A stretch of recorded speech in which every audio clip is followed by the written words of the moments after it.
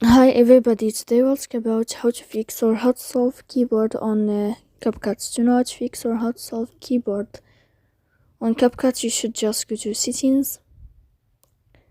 After that, you can click on apps, default apps, app settings. Here in this list, you'll enter to the window or to the app of CapCut. Here in this page of app info, you will enter to force stop and you can click OK. Here we'll enter to the window of storage. Then you can click clear cache. You can click here, don't click clear data, but don't click clear data because that can cause you errors in your app.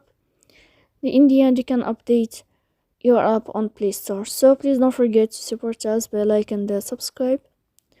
See you next time in another video, and thank you for your attention and your watching. Goodbye.